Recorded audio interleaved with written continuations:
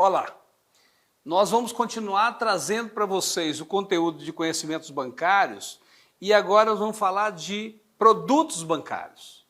Como o item é bastante extenso, nós vamos dividir ele em dois blocos, em dois vídeos. Nós vamos chamar esse primeiro bloco de Produtos Bancários 1 e depois nós vamos gravar um vídeo chamado Produtos Bancários 2. Neste vídeo, nós vamos falar de cartões de crédito e de débito, nós vamos falar de crédito direto ao consumidor, nós vamos falar de crédito rural, de caderneta de poupança, de títulos de capitalização e de previdência aberta. Portanto, nós traremos 6 blocos de produtos de grande relevância para os bancos, especialmente para o Banco do Brasil, para compartilhar com vocês. O primeiro produto que nós vamos compartilhar com vocês é o cartão de crédito e o cartão de débito, que é esse plásticozinho que grande parte dos brasileiros e brasileiras dispõe e utilizam no dia a dia. O cartão de débito, como eu poderia adiantar para vocês, nada mais é do que um processo operacional que substitui o tradicional cheque, porque antigamente você, para fazer uma compra, se você não dispusesse de dinheiro no bolso, você assinava um cheque.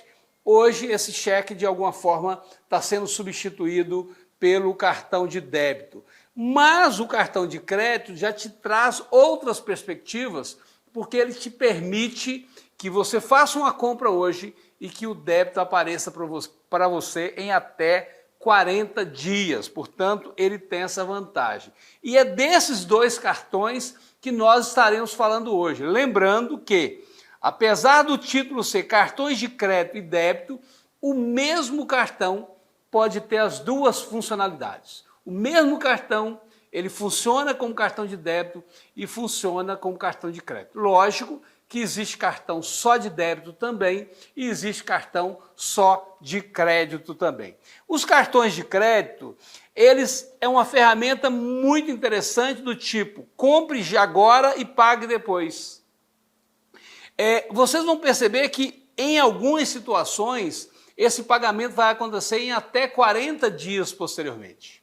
Então, à medida que você compra hoje e paga depois, você pode considerar o cartão de crédito um empréstimo garantido que uma instituição financeira dá a você. Por quê? Se a instituição financeira te estabelece um limite de cartão de crédito de R$2.000, por exemplo, o que ela está fazendo?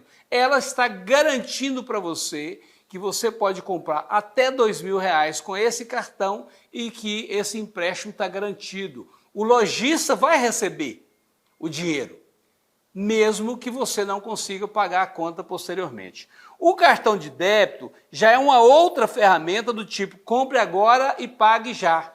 Quando você usa o cartão de débito, o dinheiro sai da sua conta na mesma hora, é instantâneo, é online. Portanto, é importante que você saiba que para usar o cartão de débito, você precisa ter dinheiro na sua conta e para usar o cartão de crédito, você vai ter que ter dinheiro na sua conta na data do vencimento do cartão.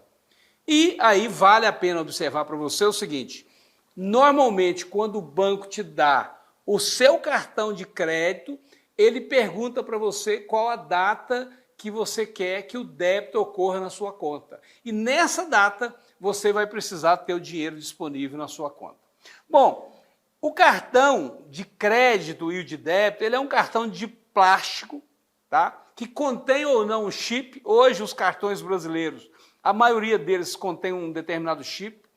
Ele apresenta vários aspectos. Eu vou até compartilhar com vocês um pouco do meu cartão, para que a gente possa dar uma aula um pouco a partir destes dados que o cartão traz e eu vou compartilhar com vocês o meu cartão. Vejam bem, este aqui é um cartão do Banco do Brasil, lógico. Eu sou aposentado do Banco do Brasil e vou estar mostrando para vocês aqui o cartão do banco, que é o banco que eu trabalhei e é o banco que eu tenho conta. Neste lado do cartão, você tem aqui o nome Visa, tá? Você tem na frente aqui o número do cartão, tem um número enorme, tem a bandeira Visa, tem o símbolo do Banco do Brasil, mas o grande aspecto de segurança do cartão é esse código. Eu vou tampar o meu código, mas ele fica aqui onde está o meu dedo, mas esse código é uma espécie de código de segurança que a gente chama de CVV2. Portanto, esse código ele é muito importante. Então, os cartões, de um modo geral, eles trazem essas mesmas informações. Se vocês pegarem um cartão de um outro banco, eles vão estar trazendo essas mesmas informações. Portanto, este aqui, ele é um cartão de débito, mas também um cartão de crédito. Ele tem as duas funções. Bom, o que é um cartão? O cartão é uma espécie de empréstimo a prazo para pagamento em até 40 dias. Vejam vocês, a minha lâmina está um pouco clara, mas é possível que vocês observem. O que é o cartão? Quando é usado, é um empréstimo com prazo de pagamento de até 40 dias. E por que até 40 dias? Vamos imaginar que o seu cartão vença sempre no dia 10 de um determinado mês. Ora, todas as compras que você fizer a partir do dia da emissão da fatura, só vai aparecer no mês subsequente. Vamos imaginar que a sua fatura seja encerrada no dia 30 do mês anterior. Então, o seu cartão vence no dia 10 e a sua fatura é emitida no dia 30 do mês anterior. Esses 10 próximos dias, até o próximo dia 10, tudo que você comprar já vai aparecer na fatura do mês subsequente. Portanto, veja bem, uma compra que você fizer no dia 1º deste mês, vai aparecer só no dia 10 do mês subsequente. Nessa conta, se você somar, você vai perceber que isso gerou um intervalo aí de 39 dias. Por isso a gente fala que o cartão ele tem até 40 dias para você pagar. Bom, ele funciona de uma maneira super simples. Você tem hoje o cartão por aproximação e o cartão que você tem que inserir na maquinazinha, mas independente do processo, este é um sistema de radiofrequência que é utilizado, e vale destacar o seguinte: quando você utiliza o cartão, seja por aproximação ou seja por inserção na maquininha, em algumas situações ele vai te pedir a senha, em outras situações ele não vai pedir a senha. Isso está associado a valores. Para valores maiores, ele vai exigir a senha. Para valores menores, ele não vai exigir a senha. Bom, como funciona o limite de crédito do cartão? Todos os limites estão associados à sua renda. Quem tem renda maior vai ter um limite maior. Quem tem renda menor vai ter um limite menor. Por exemplo, se você tem uma renda de R$2.000 por mês e se você tem um emprego seguro num órgão público, por exemplo, a tendência é o banco fazer uma concessão de um limite maior, porque além de você ter um determinado valor de renda, a instituição financeira vai observar que você tem uma maior segurança de não ter problemas de renda no futuro. Portanto, o limite do cartão está associado a diversos fatores. Mas lembre-se, aqui quem está por trás do cartão de crédito é banco. E banco vai olhar a sua capacidade de pagamento, por isso ele estabelece limite de acordo com a sua capacidade de pagamento. Quais são as tarifas que são tradicionalmente cobradas dos cartões de crédito? Primeiro, a anuidade. Então, todo ano você paga uma tarifa ao banco. Lembrando que hoje já existem vários cartões que não cobram anuidade, mas fiquem atentos. Às vezes ele não cobra anuidade, mas inclui esse valor da anuidade em outras cobranças que ele faz. O outro aspecto é para pagamentos de boleto. Imagine você tem um boleto que vence hoje, e você vai pagar esse boleto no cartão. Esse cartão vai ser debitado para você daqui a 10, 15, 20 dias. Ora, se você vai pagar um boleto que está vencendo hoje e só vai pagar o cartão daqui a 15, 20 dias, é compreensível que o banco cobre de você um valor para que você pague os juros decorrentes desses 15 ou 20 dias. Portanto, quando você usa o seu cartão para pagamento de boleto, você vai pagar uma taxa. Outro aspecto importante é a avaliação emergencial de crédito. Muitas vezes, isso já aconteceu comigo e pode ter acontecido com muitos de vocês, você chega numa loja, você quer fazer uma compra, digamos, de R$2.000 e quando você passa o cartão, aparece uma mensagem, limite insuficiente. Ora, É muito tranquilo que você ligue para o seu gerente e peça a ele para fazer um ajuste no seu limite. Ele vai verificar, vai analisar se o seu pedido está compatível com a sua renda. Normalmente, a cada ano, ele já faz uma revisão desse limite. Às vezes, esse dia está próximo já dessa revisão, então ele vai fazer lá as contas e vai verificar a possibilidade de alterar o seu limite de crédito. Só que é uma revisão fora da data prevista, e por isso nós estamos chamando aí de avaliação emergencial de crédito. Então, nestes casos, o banco cobra para fazer a reavaliação. Outra situação possível de cobrança de tarifas são o saque, quando você vai sacar ou no chamado banco 24 horas ou no exterior. Então, se você viaja para outro país, muitas vezes você não leva dinheiro na moeda daquele país em volume suficiente, chega lá, você tem que fazer um saque. Então, se você fizer um saque lá, o cartão vai te cobrar uma tarifa. Essas são as cobranças mais comuns, mas também tem a segunda via do cartão, que comumente a maioria dos bancos cobram dos seus clientes. Bom, e a fatura, como funciona? Bom, eu já destaquei que nós temos até 40 dias para pagar uma fatura de cartão de crédito. Só que se o seu cartão vence, por exemplo, no dia 10, a fatura que é estabelecida para que você pague no próximo dia 10, ela é emitida com uma certa antecedência. No exemplo que eu dei anteriormente, eu supus que esse intervalo aí fosse de 10 dias. Mas essa fatura, ela vai ser enviada para você. Hoje os bancos estão evitando a impressão de documentos, e aí você que tem preocupação com a questão ambiental vai compreender isso muito bem, porque além da impressão gerar um uso de papel desnecessário, hoje a tecnologia permite que você possa baixar ou verificar a sua fatura na sua própria conta bancária. Portanto, a impressão ela é desnecessária, porque gasta papel e ainda gasta aquele cidadão que vai ter que se deslocar até a sua casa, até o seu escritório, para te entregar a fatura. Portanto, hoje, de um modo geral, os bancos não imprimem as faturas. Elas são enviadas eletronicamente ou acessadas eletronicamente na sua conta bancária. Eu faço uma observação nesse debate sobre o cartão, se o cartão ele é amigo ou é vilão. O que você acha? Você acha que ter um cartão de crédito é bom ou ruim? Olha, a resposta pode ser sim para um e não, e para o outro também pode ser sim e não. Por quê? Se você usar o seu cartão com parcimônia, você pode dizer que o cartão é um grande amigo. Mas se você tiver um exagero em seus gastos, ele vira o seu vilão. Por quê? Nós vimos que as taxas de juros subiram ontem. Os juros subiram de 4,25% ao ano para 5,25%. Mas eu estou falando do juro básico, do juros Selic. Os juros dos cartões estão próximos a 300% ao ano. Portanto, se você usar o cartão e tiver pagando parcelado o seu cartão, você vai arcar com esses juros, da ordem de 300% ao ano. Portanto, nessa situação, o cartão de crédito passa a ser o seu grande vilão.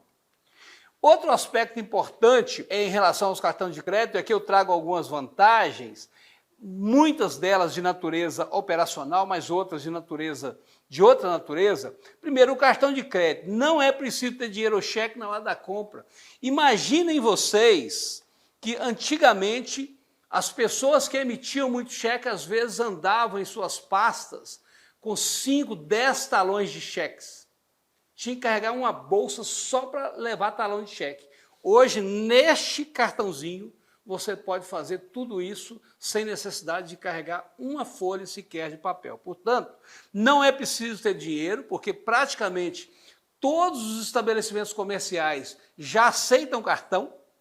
O vendedor de pipoca aceita cartão, o camelô que trabalha às vezes carregando uma sacola de itens para vender para você, também já tem essa maquininha, porque essas maquininhas, com o tempo, elas ficaram muito baratas. Portanto, o cartão, ele é fundamental que você não precisa ter cheque nem dinheiro no bolso na hora da compra. Nós temos uma outra vantagem que é aquela questão dos 40 dias, ou seja, o cliente obtém um prazo adicional para pagar a sua compra. Outro aspecto importante, dependendo do cartão, não é necessário pagar anuidade. Então, vários cartões dão isenção da anuidade. Você pode, muitas vezes, parcelar a sua compra. Aqui em Brasília, e muitos que estão nos assistindo não são de Brasília, mas eu imagino que isso também ocorre em outros lugares, mas aqui em Brasília, nos postos de gasolina, por exemplo, você consegue dividir o consumo de combustível em 3 vezes. Imaginem vocês, aqui o combustível está chegando a R$ 6,40. Olha, para você conseguir abastecer seu carro e debitar imediatamente esse valor, muitas vezes é um grande desafio. Então, o cartão te permite parcelar isso em 3 vezes, e aí eu estou falando de parcelamento sem juros, porque o parcelamento com juros, fuja dele, porque ele é o grande vilão. Outra coisa, você pode usar o cartão nas suas compras pela internet. Então, toda vez que você for fazer uma compra pela internet no cartão, o site de venda vai pedir esses 3 códigozinhos que ficam no verso do cartão, que é o CVV. Esse código ele é um instrumento de segurança muito importante. E no início, quando o processo de venda via internet estava surgindo, havia muita insegurança. Mas a cada dia que passa, os sites e os bancos descobrem mais mecanismos de segurança, de tal forma que o uso do cartão via internet tem se tornado muito seguro. Bom, quando você quando você aluga um carro, por exemplo, para você fazer um passeio em alguma cidade que você está em trânsito, você pode usar o cartão. A locadora de veículos, ela vai fazer lá uma espécie de débito provisório no seu cartão, e quando você devolver o carro, eles vão dar baixa nesse débito provisório. Portanto, o cartão é extremamente útil para diversas situações. Bom, quando você vai pedir um cartão ao banco, ou quando o banco te oferece um cartão, é importante que você saiba quais são os documentos que são exigidos para a concessão do cartão. Muitos de vocês já receberam oferta de cartões de diversas bandeiras pela internet. Se vocês entrarem lá e aceitar a oferta, eles vão pedir de vocês esses documentos aqui. Primeiro, um documento oficial com foto, que pode ser a carteira de identidade, o RG, o seu passaporte, a sua carteira de trabalho, a sua carteira nacional de habilitação, a carteira de categorias profissionais, da OAB, do Conselho Regional de Medicina e outros, do Conselho Regional de Engenharia. Mas ele vai te pedir também um contra-cheque, um olerite, para você dizer para ele qual a sua renda. Por quê? Porque ele vai estabelecer o limite do seu cartão baseado na sua comprovação de renda. Portanto, você tem que comprovar a renda para que ele possa estabelecer o seu limite. Portanto, para você obter o cartão, você vai ter que fornecer como comprovante de renda, o contra-cheque, o extrato bancário, a sua carteira de trabalho e, muitas vezes, se você for autônomo, a declaração de imposto de renda. Porque se você declara durante 5 anos seguidos que a sua renda foi digamos, de R$2.000 por mês, o equivalente a 24 mil por ano, por exemplo, o banco tem uma boa referência de quanto você pode ter de limite. Eu coloquei aí a palavra olerite, mas é porque essa palavrinha apareceu no concurso. Olerite entenda-se como contra-cheque, é a mesma coisa. Outra exigência de documento é o comprovante de residência. E o comprovante de residência pode ser feito via contas de água, de luz, contas de telefone, extratos do Fundo de Garantia por Tempo de Serviço, entre outros. Os bancos, de um modo geral, mantêm um certo padrão, mas esses são os documentos mais usuais. Bom, em 2017, houve uma pequena mudança em relação a regras para o cartão. Por quê? O que estava acontecendo é que as pessoas, naquela discussão se o cartão é amigo ou se é vilão, muitas pessoas transformaram o cartão no seu grande vilão. Mas às vezes é o seguinte, se o cliente não conseguia pagar a sua fatura no vencimento, isso gerava esse juro que nós falamos que hoje está em mais ou menos 300% e criava uma bola de neve e criava muita dificuldade para o dono desse cartão.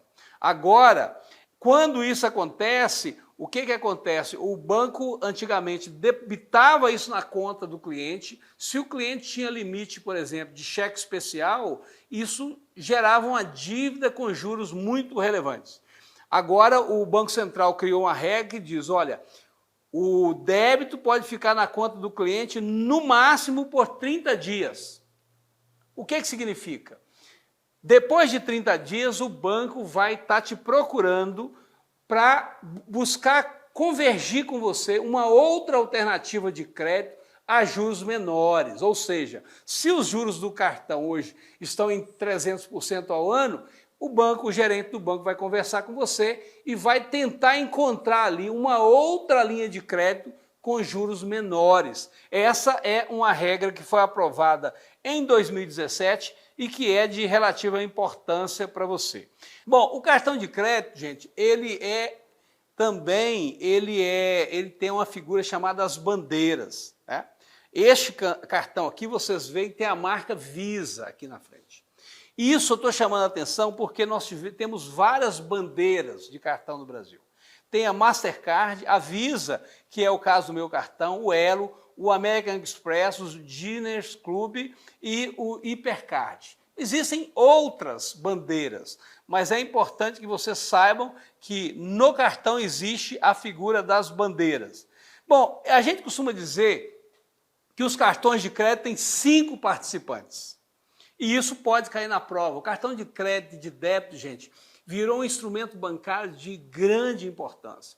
Eu entrei no Banco do Brasil em 1987, cartão era algo raro, sem muita importância. Mas com o avanço tecnológico, o cartão tomou importância muito grande. Por isso é importante que você entenda ou que você saiba dos 5 participantes que estão presentes nesse plásticozinho. Primeiro, o portador do cartão. Então aqui vocês vão perceber que tem o titular da compra, que no caso meu aqui é Expedito Afonso Veloso, meu nome aparece aqui no cartão. Outro participante importante é o estabelecimento.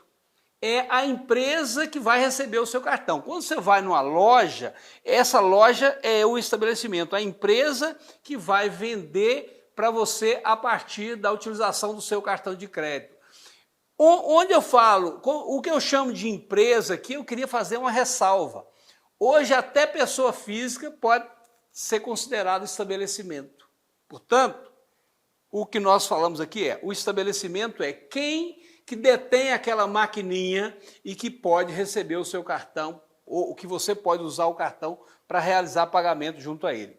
Outro participante importante do cartão de crédito é o adquirente, é o credenciador. Porque veja bem, nós falamos lá da bandeira Visa, da bandeira Mastercard, nós falamos de várias bandeiras. Agora, essas bandeiras, de um modo geral, são bandeiras internacionais.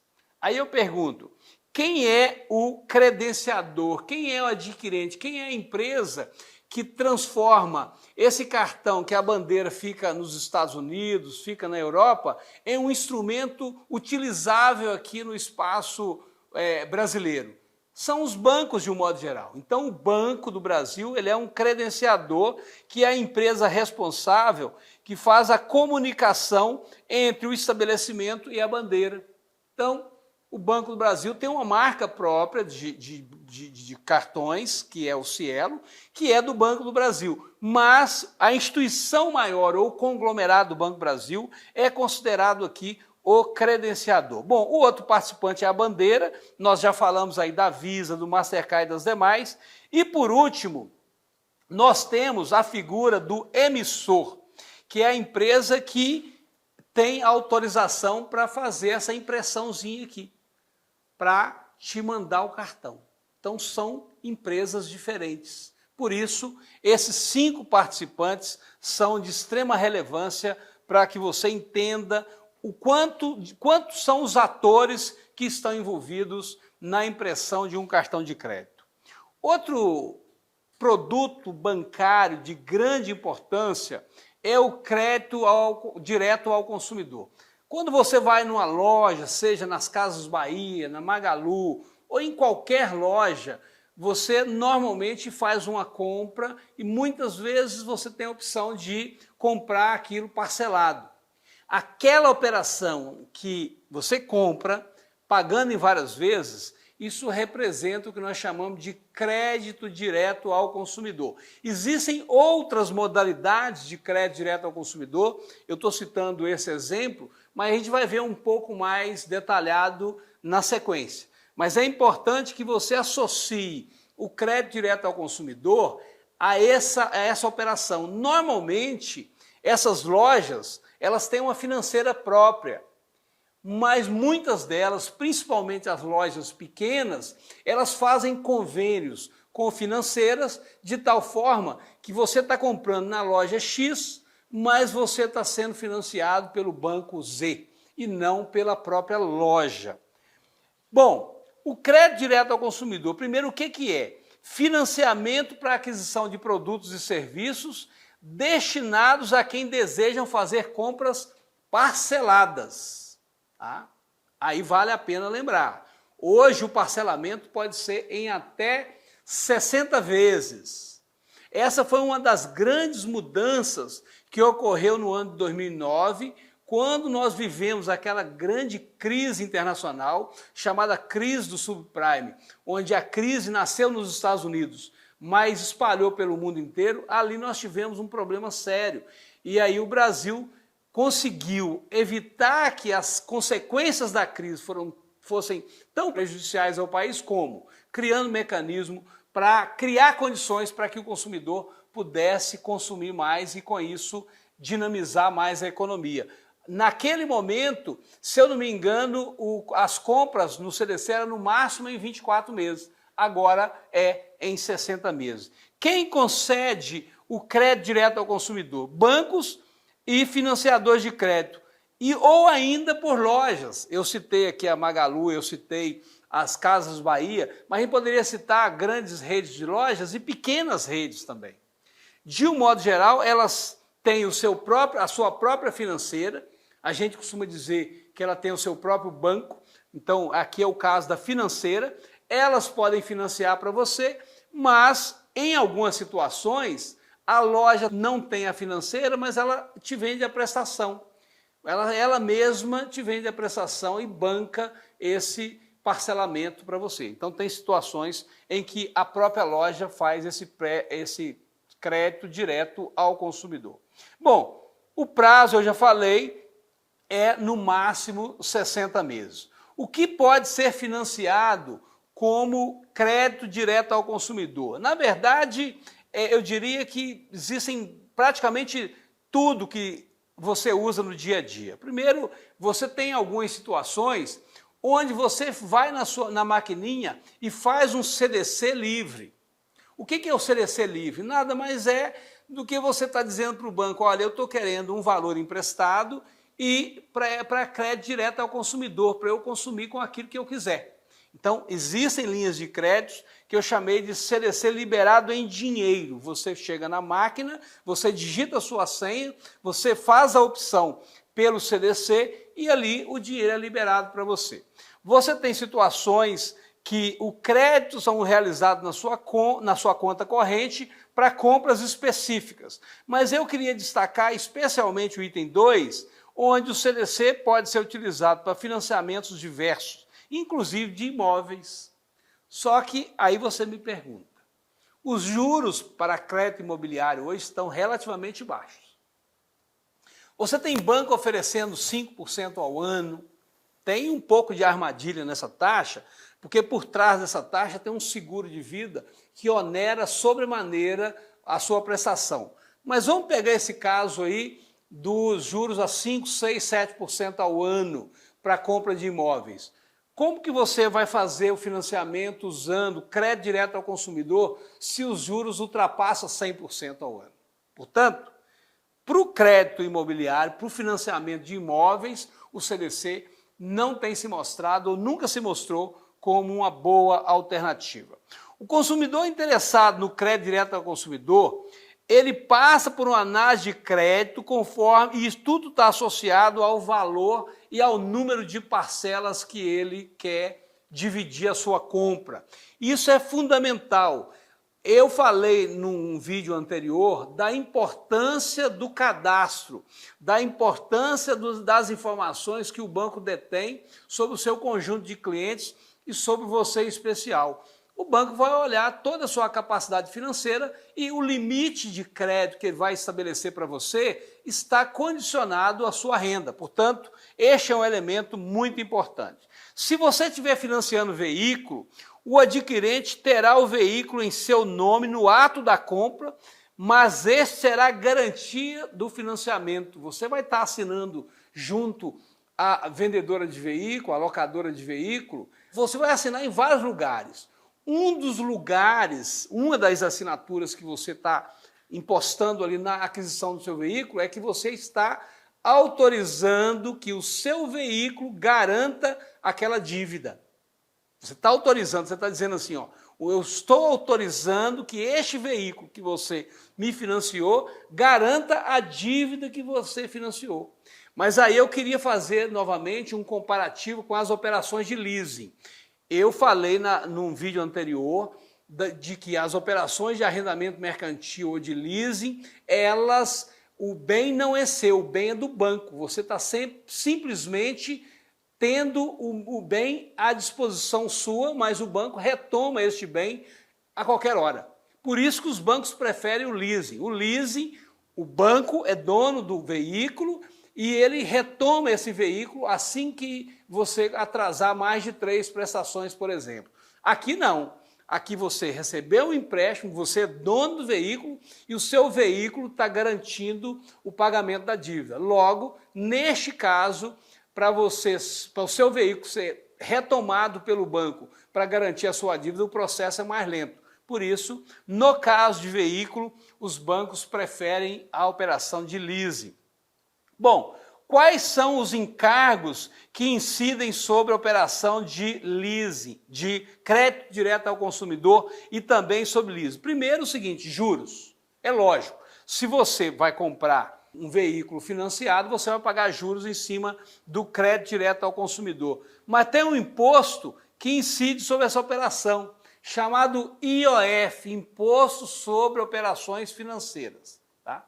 E o IOF tem um peso bastante significativo na concessão do crédito direto ao consumidor. Mas você tem outros custos. Olha, se o financiamento de veículo, por exemplo, você tem todo o processo de emplacamento. Então você chega na loja, você compra o veículo, mas você sai com o veículo de lá já emplacado. Mas não pensa você que é a loja que está pagando o emplacamento para você. O emplacamento é você quem paga. Quem pode fazer crédito direto ao consumidor, ele é oferecido como uma opção de empréstimo para todos os correntistas. Todo mundo pode fazer. Tá? E qual é a garantia de uma operação de CDC? Normalmente, a garantia é o próprio bem adquirido. Então, se você financia por CDC uma TV, uma geladeira, em tese, essa geladeira e essa televisão está garantindo um empréstimo e a financeira pode ir na sua casa e retomar esses bens. Não é muito comum, porque o custo para essas financeiras retomar esse bem e depois leiloarem é muito grande, portanto, elas não têm muito interesse. Por isso que elas sempre procuram encontrar uma saída para que você pague o seu empréstimo, pague a sua dívida sem necessidade da retomada do bem. Agora, com essa abordagem bem genérica, mas bem sucinta também, sobre o crédito direto ao consumidor, nós vamos passar para um tipo de produto bancário que para o Banco do Brasil é de grande relevância, que é o crédito rural. Você sabia que o Banco do Brasil é o que tem a maior fatia de crédito rural do mercado de crédito brasileiro? Tradicionalmente, o Banco do Brasil foi associado à agropecuária nacional. Portanto, o crédito rural é de grande relevância para o governo federal, porque ele é um agente especial na concessão de crédito rural e, assim como a Caixa, é uma instituição muito relevante no crédito imobiliário. Portanto, nós vamos estar falando agora rapidamente do crédito rural e vocês precisam entender que o crédito rural ele é o financiamento destinado à atividade rural. Mas aí você pergunta, quais os tipos de financiamento? Você tem financiamento de custeio, você tem financiamento de investimento e você tem financiamento de comercialização, por exemplo. Então são várias as linhas de créditos disponíveis. Portanto, é o financiamento destinado ao segmento rural para investir em novos equipamentos e animais ou para custear matéria-prima para o cultivo, ou também para custear a comercialização das suas mercadorias. O crédito rural, ele se define como os recursos financeiros destinados a financiar as despesas normais da atividade rural.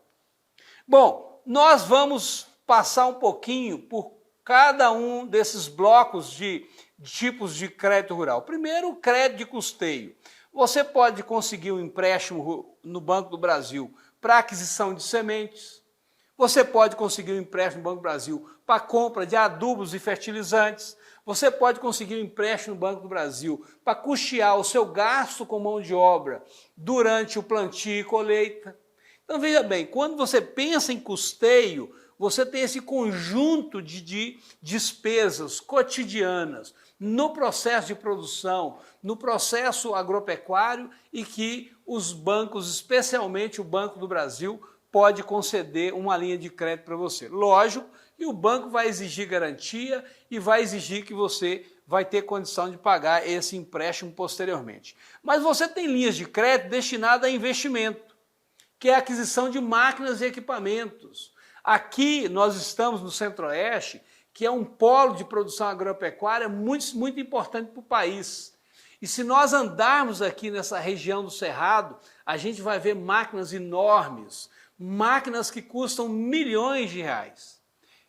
Eu adiantaria para vocês que poucos donos de terra, poucos produtores rurais, teriam dinheiro para comprar essa máquina à vista, com seu próprio recurso. Aí ele vai ao Banco do Brasil, o Banco do Brasil financia a sua máquina. Mas existem dois programas que eu faço um recorte específico neles, que é o Programa Nacional de Agricultura Familiar, que é o PRONAF, e o PRONAMP. O PRONAF, eu vou mostrar na página subsequente as diversas linhas de crédito do PRONAF. Agora, o PRONAMP, é importante que a gente entenda que é uma linha de crédito que foi criada recentemente aqui, em junho de 2010, para promover o acesso do crédito rural para aqueles produtores classificados como classe média rural. Por quê? Os grandes produtores rurais, eles dispõem de diversas linhas de crédito que eles conseguem com facilidade, até porque eles são mais organizados, eles têm um processo produtivo mais organizado.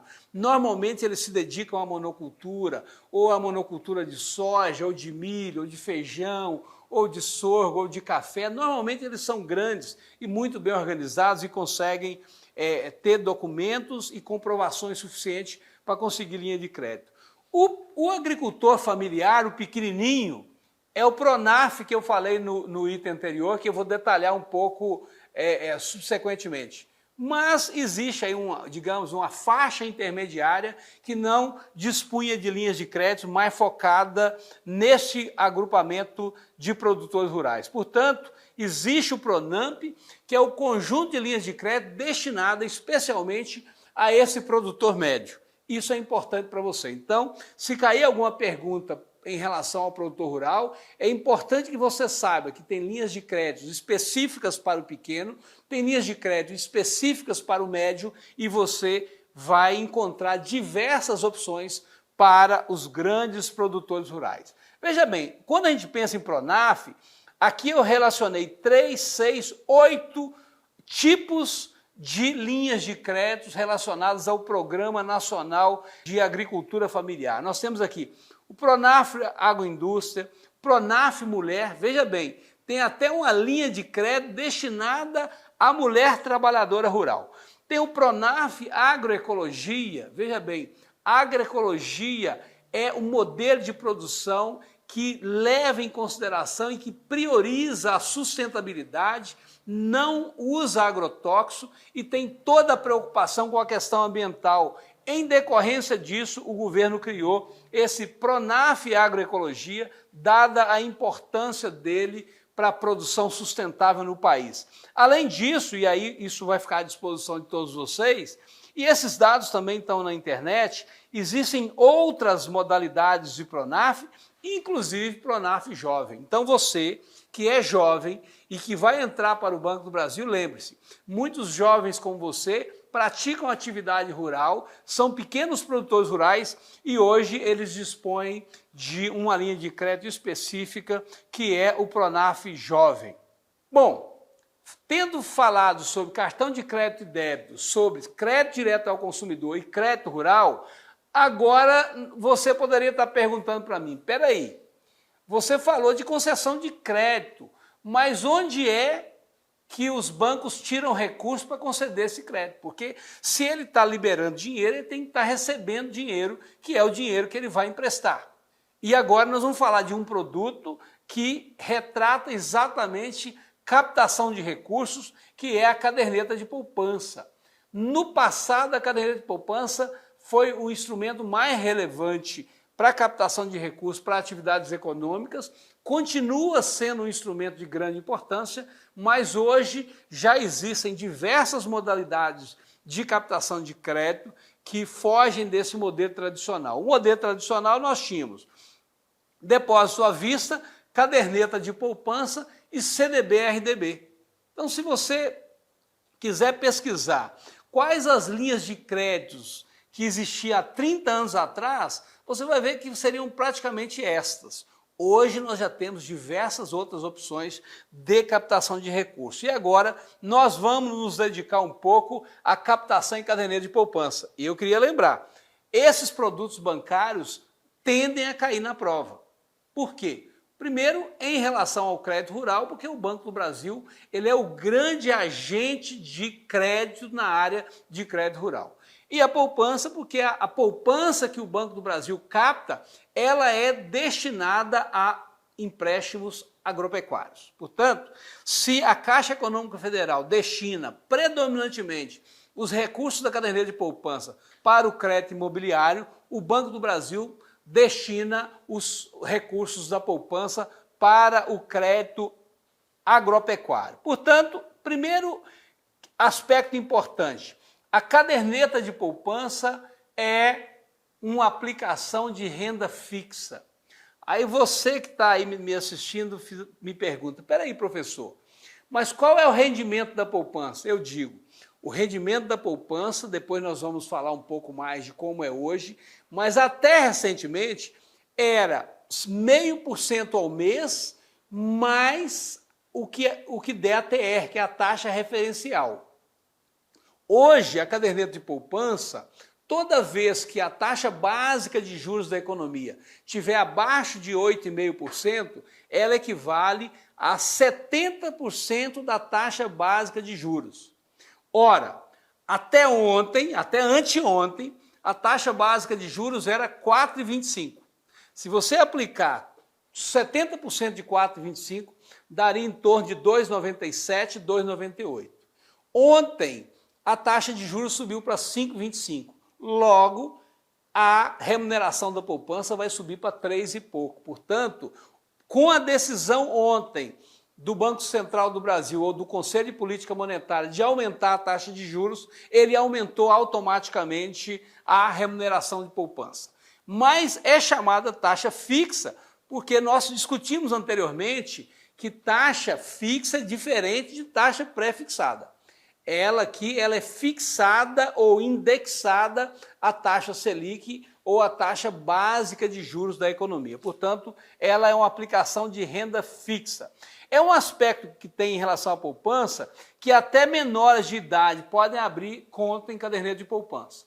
Esses menores, eles têm que ser representados e assistidos pelos pais ou mãe, pelos pais ou responsável legal, mas você que tem aí menos de 18 anos, pode abrir uma conta num banco para ter uma conta de caderneta de poupança. Como eu destaquei, houve uma mudança no processo remuneratório da caderneta de poupança. Os depósitos feitos até 4 de maio de 2012, que é quando houve a mudança, eles tinham como rendimento, que a gente chama aqui de poupança antiga. Então, por favor, guarde essa expressão. A poupança antiga, que é aquela que foi aberta antes de 4 de maio de 2012, ela rendia 0,5% ao mês mais a TR. Hoje, a TR tem dado em torno de 0%. Então, a poupança antiga daquelas pessoas que aplicaram dinheiro na caderneta de poupança antes dessa data e continuam com dinheiro na caderneta de poupança, hoje vai estar tendo como rendimento 0,5% ao mês mais a TR. Só que a TR tem dado atualmente em torno de 0%. Portanto, o rendimento é de 0,5% ao mês. Mas, lembre-se, essa poupança antiga, assim como a nova, ela é isenta de imposto de renda. 0,5% ao mês, para você que é bom de matemática financeira, 0,5% ao mês equivale a 6,17% ao ano. Lembre-se, 0,5% ao mês não é 6% ao ano, não, porque incide juros sobre juros. Então, se você observar que quando você aplicava na poupança, e quem aplicou na poupança antes de maio de 2012 está ganhando 6,17% ao mês, ao ano, ele está tendo uma boa rentabilidade. É uma das melhores aplicações, são as aplicações na poupança antiga. Só que o Banco Central alterou a remuneração da poupança e a partir dessa data de 4 de maio de 2012, o rendimento da carteira de poupança passou a ser 70% da taxa Selic. E aí vale aquele exemplo que eu dei em decorrência da decisão do Copom de ontem de aumentar a Selic de 4,25 para 5,25. Portanto, quem aplicar na caderneta de poupança a partir de hoje vai receber uma remuneração superior por causa dessa mudança na taxa Selic. Outro aspecto importante é que, normalmente, a gente, quando fala de poupança, e aí é uma curiosidade, a gente diz assim, a caderneta de poupança só dá rentabilidade para quem aplicou nela nas datas de aniversário. O que é a data de aniversário? É a data do dia, é o dia do mês que você aplicou esse dinheiro. Vamos imaginar que você aplicou o dinheiro no dia 3 do mês de maio. Ora, ela vai fazer aniversário no dia 3 de junho. Então, se você tirar esse dinheiro antes do dia 3, você vai ter rendimento zero. Portanto, fique atento a isso. Você só tem o rendimento se você deixar o dinheiro no mês completo. E isso chama aniversário da poupança. É um nome que não se aplica muito, não é muito correto, porque a palavra aniversário ela é associada à ideia de ano, é uma palavra derivada do nome ano, aniversário, que faz ano. Mas essa palavra aniversário também tem sido utilizada no caso de caderneta de poupança. Eu preferia o nome mêsversário, talvez, que seria quando completa o mês. Mas o nome utilizado é o nome aniversário. Bom, e por último, vale destacar que a poupança é uma grande fonte de financiamento de recursos, tanto para a agricultura brasileira quanto para os empréstimos imobiliários. Nós falamos agora de uma fonte de captação de recursos de grande importância para sustentar essas operações de crédito das instituições financeiras, e aqui, como a gente está fazendo um vídeo para o concurso do Banco do Brasil, nós vamos prestigiar sempre o banco, quer dizer, eu já faço isso porque eu vivi naquela casa durante 30 anos, então é importante que a gente está sempre trazendo o Banco do Brasil para a nossa discussão também. Mas nós vamos falar agora também de título de capitalização. Quando nós discutimos as empresas, o sistema financeiro, nós falamos da estrutura do sistema financeiro, lá nós falamos da SUSEP, que é a Superintendência de Seguros e Capitalização e Previdência Aberta do Sistema Financeiro Nacional. Então, o órgão que regula o sistema de capitalização do Brasil chama-se SUSEP, que é o órgão normativo. Tá? Agora, todos os bancos têm uma subsidiária ou uma carteira de capitalização. Por quê? Porque capitalização, gente, e aí você que vai passar no banco e vai trabalhar em agência, você vai perceber o seguinte, a primeira orientação que você vai receber é o seguinte, olha, sempre que você for vender um produto para o cliente, oferece para ele título de capitalização. Muitos de vocês já foram na agência e já receberam oferta de títulos de capitalização. Por quê? Porque entre as modalidades de serviços e produtos bancários, é uma das mais rentáveis para os bancos. Por isso, o título de capitalização é muito oferecido. Então, o título de capitalização, antigamente, quem aí tem idade de ter assistido os programas da Xuxa, vai lembrar do famoso Papa Tudo. Papa Tudo era um título de capitalização. O Silvio Santos também tem título de capitalização. Mas os bancos, todos os bancos, eu estou citando a palavra todos aqui no sentido, digamos, genérico, porque eu não tenho essa informação, mas creio eu que todos os bancos tenham o seu título de capitalização pela importância na sua rentabilidade. Então, o que são os títulos de capitalização? São aplicações que são muito oferecidas pelo gerente do banco. A premissa básica é sempre a mesma. O cliente se compromete com um valor que pode ser pago de uma só vez ou em parcelas. Você tem a opção de chegar lá e comprar um título de capitalização pagando todo o valor de uma só vez ou comprar ele parceladamente. Então, o título de capitalização tem essa característica. Ele é um título de crédito onde o cliente paga um valor para participar de sorteios. Então, o título de capitalização é uma espécie de loteria. Você recebe um número e, periodicamente, o banco vai fazer um sorteio. Eu mesmo já fui entregar um cheque de R$1 milhão para um cliente do Banco do Brasil que foi sorteado num desses sorteios do título de capitalização do Banco do Brasil. E aí você que vai fazer o concurso do banco, é bom que você saiba aí, essa siglazinha. Brasilcap. Brasilcap é a grife, é o nome dado ao título de capitalização do Banco do Brasil. Por que eu acho importante que você saiba isso? Bom, é natural que se peça isso num concurso? Eu diria que não, mas se você vai fazer concurso do Banco do Brasil, qual a dificuldade de você saber que o título de capitalização do Banco do Brasil tem essa grife chamada Brasilcap? Brasil de Banco do Brasil e CAP de capitalização. Portanto, se cair uma questão dessa na prova, você não pode errar. Brasilcap. Os produtos do banco na área de seguridade, a grande maioria carrega a palavra Brasil antes do nome. Essa é outra dica importante. Bom, o título de capitalização, ele não tem como atrativo a rentabilidade. Gente, título de capitalização é quase uma aplicação numa loteria. Normalmente, quem compra título de capitalização, a grande motivação é o desejo de ser sorteado e se apropriar de um grande valor financeiro. Tá? Mas o banco normalmente tem uma regra de devolução desse dinheiro para você.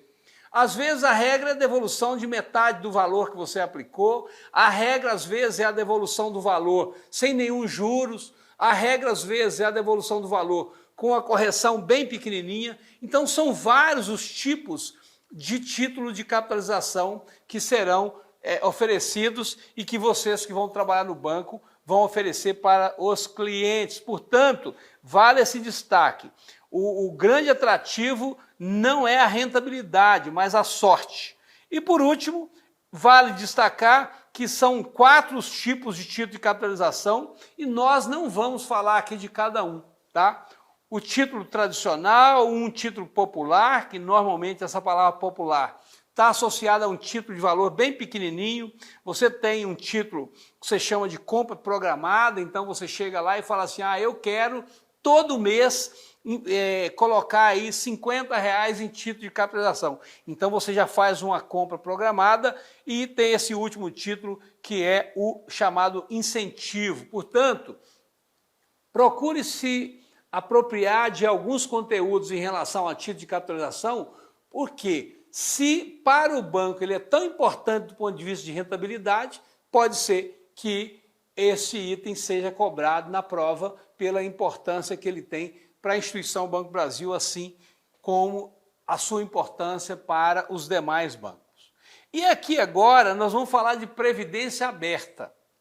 Da mesma forma que o banco oferece para os seus clientes o título de capitalização, é comum que você seja abordado sobre investimento em plano de previdência. Você que vai ser funcionário do Banco do Brasil, você vai ter um plano de previdência que o Banco do Brasil vai oferecer para você. Mas você que não é funcionário de nenhuma corporação, você que é um autônomo, você que tem uma atividade com rendas muito indefinidas, se você tiver um plano de previdência, é uma poupança fundamental para que você, na sua velhice, possa dispor de uma poupança para pagar as suas despesas. Portanto, se você tiver a oportunidade de fazer um plano de previdência para você, faça. Infelizmente, quando a gente é jovem, a gente esquece que um dia a gente vai ficar velho. Mas todos nós ficaremos velhos e a poupança previdenciária ela é fundamental para garantir qualidade de vida na velhice. Portanto, quando a gente fala de previdência aberta, é fundamental que você entenda que essa previdência é o plano de previdência que você pode comprar na agência bancária para você garantir o seu período pós-laboral de uma maneira mais qualificada. Então nós temos a previdência oficial, que é o INSS, que é essa aposentadoria que é paga e regulamentada pelo governo federal. E aqui nós vamos falar, não é do INSS, nós vamos falar de previdência privada, aberta. Por que é aberta? Lembre-se, quando nós falamos de previdência fechada, nós falamos do plano de previdência que você vai ter no Banco do Brasil se você passar no concurso. Então você vai ter lá um plano chamado Previ. A Previ é um plano de previdência que só pode fazer parte dele funcionários do Banco do Brasil. Portanto, é um plano fechado ao conjunto de funcionários do Banco do Brasil. O plano aberto não. Em qualquer agência bancária de quase todos os bancos, você pode adquirir um plano de previdência aberta. Bom, o plano de previdência aberta é um investimento focado no futuro e na aposentadoria. E ele exige um planejamento financeiro individual, exige disciplina. Eu pergunto para você que ganha R$2.000 por mês, é fácil você retirar todo mês 250 ou R$300 e colocar numa poupança previdenciária chamada previdência aberta? Não é. Porque R$2.000 já não é um valor muito significativo, de tal forma que você teria necessidades que abrangeria todo esse valor. Mas tenha um pouco de disciplina, você que ganha em torno de R$2.000 por mês, tira pelo menos uns R$200 e aplique num plano de previdência, porque no futuro vai ser muito bom para você. Portanto, ele exige planejamento financeiro, exige disciplina e exige que você abra mão de consumir algum produto ou serviço hoje para fazer isso no período pós-laboral. Bom, ele funciona como um fundo de investimento. Normalmente, quando você compra um plano de previdência, você não está enxergando, mas por trás o banco está aplicando aquilo numa série de ativos. Normalmente o plano de previdência aplica um pouco em títulos públicos federais, aplica um pouco em títulos privados, aplica um pouco no mercado de ações, aplica um pouco em certificado de depósito bancário dos bancos. Enfim, ali por trás dessa aplicação, quando você aplica o seu dinheiro em uma poupança privada aberta, o banco está fazendo a gestão desse seu recurso, aplicando em diversas modalidades de ativos. E para aí, o que o banco ganha com isso? Ele vai cobrar de você uma taxa de administração e vai também recolher os impostos destinados ao governo federal. Então, qual é a importância da previdência aberta? Primeiro, favorece a disciplina financeira, porque se você que é um funcionário da iniciativa privada ou do setor público, faz um plano de previdência, o que vai acontecer é que todo mês o débito já vai aparecer na sua conta. Portanto, você já vai receber na sua conta corrente o valor líquido e você vai planejar os seus gastos baseado nesse valor líquido. Portanto, favorece a disciplina, porque ao fazer o cálculo de quanto é necessário para separar cada mês, a fim de se aposentar com uma determinada renda, você constrói um colchão de proteção para a sua vida no período pós-laboral. E aí, no pé da página, eu destaquei exemplos de poupança fechada e aberta, só para enfatizar e para que você nunca esqueça. As poupanças, os planos de previdência fechada que nós estamos citando com mais frequência é a Previ e o plano da Caixa, que é o Funcef, e o plano de previdência aberta do Banco do Brasil, olha aí, da mesma forma que os títulos de capitalização, a gente disse que chamava Brasil Cap, Brasil em referência ao Banco do Brasil e CAP em referência ao título de capitalização. No caso da Previdência, nós temos aí Brasil Prev, Brasil se referindo ao banco e Prev se referindo ao plano de previdência. Bom, são dois os tipos de plano de previdência e essa siglazinha pode cair na prova, por isso que eu trouxe para compartilhar com vocês. São dois tipos, chamado PGBL com P de pato e VGBL com V de vida. Olha só, o PGBL, a tradução literal da sigla PGBL é isso aí, Plano Gerador de Benefício Livre, e o VGBL é Vida Gerador de Benefício Livre. Esse nome em si, ele não tem muita importância, mas tem uma questão muito importante que diferencia um do outro, que se eu conseguir fazer com que vocês entendam esse pulo do gato, vocês entenderam tudo. Na verdade, em tese, o PGBL, você aplica esse dinheiro num fundo do banco e você não paga imposto mensalmente ou anualmente, imposto de renda. O imposto que você vai ter que pagar em decorrência do rendimento dessa aplicação só vai ser cobrado quando você se aposentar. Então, qual é o PGBL? O PGBL é esse, você aplica o dinheiro, todo mês esse dinheiro vai gerar alguma rentabilidade, mas você não vai pagar imposto de renda, na sua declaração anual de imposto de renda, você não vai ter que pagar esse imposto. Você só vai pagar esse imposto quando você for sacar esse recurso ou na sua aposentadoria ou num período anterior. Aí vale a pena lembrar. Esses planos de previdência, PGBL e VGBL, eles podem ser sacados a qualquer momento, tá? Não é um plano que você faz ele e você tem que levar ele até os seus 60, 65 anos de idade, não. Você pode sacá-lo a qualquer momento, por isso que às vezes eu uso o termo poupança previdenciária.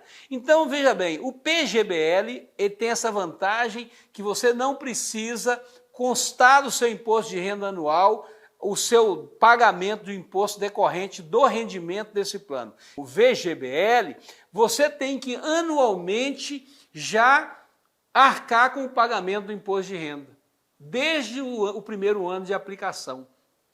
É basicamente essa a diferença.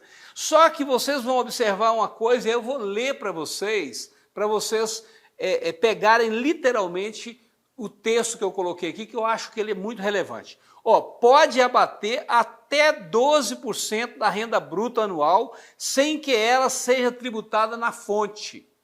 Veja bem, eu disse que o PGBL, o imposto vai ser cobrado quando você retirar os recursos, seja na aposentadoria ou antes. Só que tem um limite para isso. Então o PGBL vai ser cobrado quando você sacar o recurso ou quando você se aposentar, mas não pode ser superior, o imposto não pode ser superior a 12% da sua renda bruta anual. Aí eu vou pegar novamente o exemplo que eu dei. Você vai receber 2.000 e digamos se você vai aplicar R$200 num plano de previdência. Olha, R$200 é 10% da sua renda bruta, portanto inferior a 12%. Então, se você for numa agência bancária, comprar um plano de previdência e o valor que você for depositar for abaixo de 12% da renda bruta, vai aqui minha sugestão. Faça a opção pelo PGBL, P com P de pato, não pelo VGBL. Agora, se você for aplicar um percentual maior da sua renda, você vai ter que aplicar no VGBL. Portanto, no caso do VGBL, os recursos são tributados na fonte. O que significa os recursos tributados na fonte? A Brasilprev, que é a nossa instituição que administra os planos de previdência aberta do Banco do Brasil, toda vez que ele for creditar o rendimento para você, ele já vai descontar o imposto de renda. Isso que significa desconto do imposto de renda na fonte.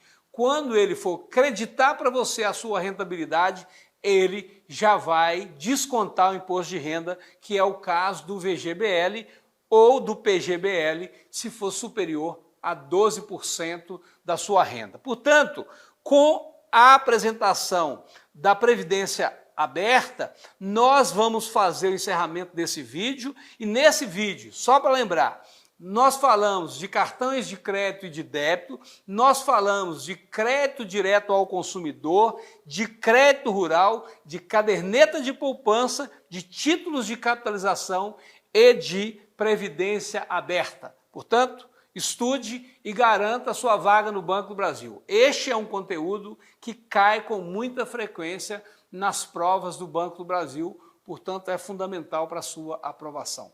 Bom estudo e tire bom proveito desse conteúdo, porque ele pode ser a garantia da sua vaga no Banco do Brasil.